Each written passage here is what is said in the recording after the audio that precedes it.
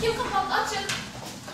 Cihan, Süleyman, Mehmet Nur, Baran, Ömer.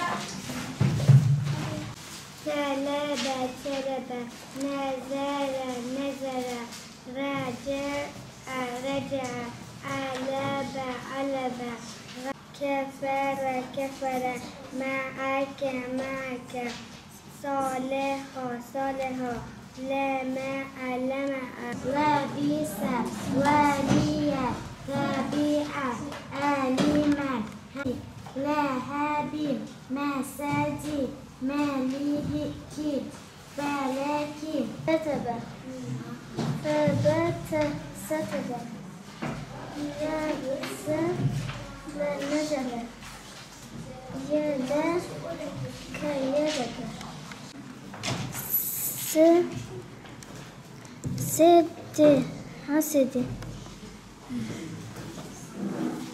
secde, secde, edebe, deree, dereke, derese, rezeve, rezeke,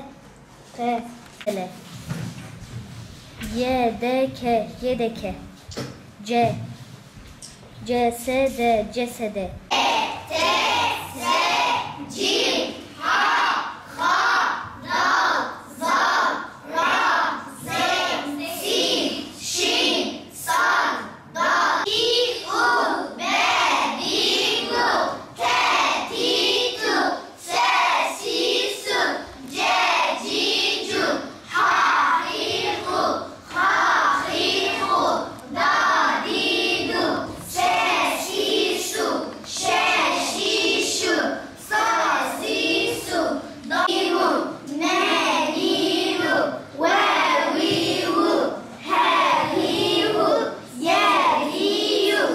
Öğrencilerim ikizler, çoğul aile. Rabbim bana bunu nasip etti. Şükürler olsun. Çok mutluyum. Bu Türkiye'de bir ilk yaşanan bir şey belki de. Öğrencilerim ikizler ve her biri ikiz olmalarına rağmen farklı dersleri alıyorlar. Kimisi aynı dersleri de alıyor. Genel olarak bütün öğrenciler azimlidirler. Hepsi daha bir hevesli, daha bir heyecanla Kur'an-ı Kerim'e geçmek için çalışıyorlar. Resmi anlamda bölgede emsali olmayan bir dernek, MêRDİN İkizler Derneği. Resmi anlamda da Türkiye'de 3. derneğiz. Çalışmalarımıza sosyal, kültürel ve mesleki alanlarda destek olabilme adına ara ara yapmış olduğumuz etkinliklerle devam ediyoruz. Okulların tatil olması sebebiyle Kızıltepe Müftülüğü ile işbirliği içerisine girip ikiz ve üçüz çocuklarımıza Qur'anı Kerim eğitimi dersi verdirmek istedik.